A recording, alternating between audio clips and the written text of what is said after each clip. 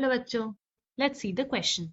So the question says a branch or a flower develops in the axis of the leaves by the activity of. So in चार options में से, that is option A axillary bud, option B apical bud, option C apical meristem and option D tissue में से हमें correct answer को identify करना है.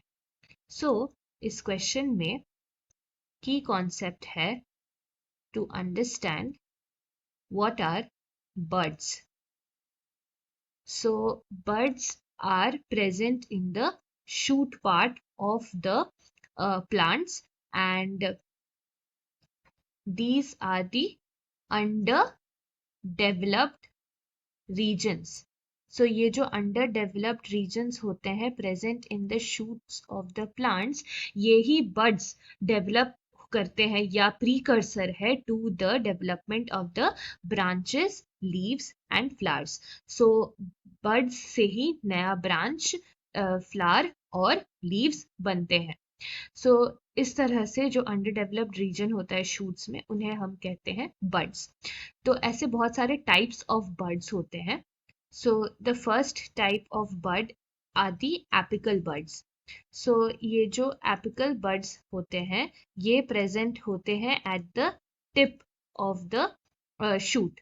तो ये जो टिप ऑफ द शूट्स में प्रेजेंट होते हैं उन्हें हम कहते हैं एपिकल बर्ड्स, और ये एपिकल बर्ड्स हेल्प करते हैं इन द डेवलपमेंट और the growth of the terminal branches.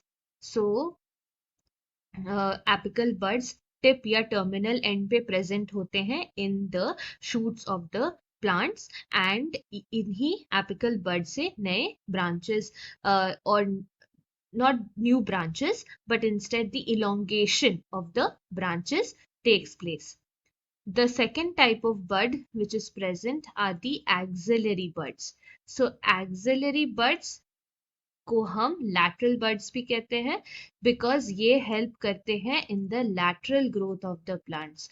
So जो नए flowers बनते हैं या अगर कोई नया branch फॉर्म होता है that extends from the main stem, so वो होता है through the axillary buds. So axillary buds के थ्रू से new branches develop in the lateral side of the plants and new flowers can also develop or grow from the axillary buds.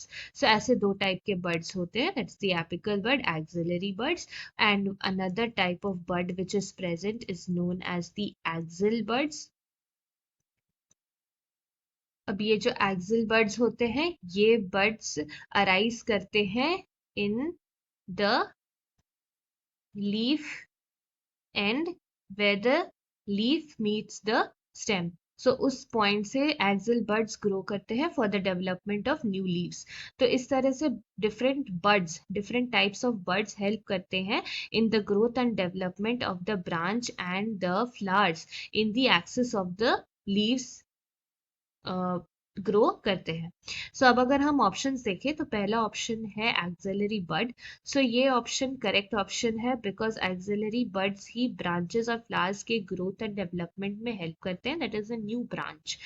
Second है apical बड. सो apical बड incorrect है because apical बड सिर्फ tip of the shoot में present होता है जो help करते हैं in the elongation of the branches, और वो फ्लावर के डेवलपमेंट में पार्ट नहीं लेता. So therefore option B is incorrect. Option C is apical meristem. तो ये भी इनकरेक्ट है बिकॉज एपिकल मेरिस्टम एपेक्स या टिप्स, शूट एपेक्स या टिप में प्रेजेंट होता है जहाँ पे मेरिस्टमैटिक टिश्यूज प्रेजेंट होते हैं so as to enable the elongation और the growth of the branch ends. And fourth option है tissue. So ये भी incorrect है because tissue बहुत ही vague answer है जो auxiliary bud से better answer नहीं है. So therefore the correct answer for the given question is option number A, that is auxiliary bud. So ये हो गया हमारा final answer. So option A, axillary bud is the bud through which activity of which results in the development of the branch and flowers, and it is present at the axis of the leaves. So ये हो गया हमारा final answer. Hope you understood this well. Best of luck. Thank you.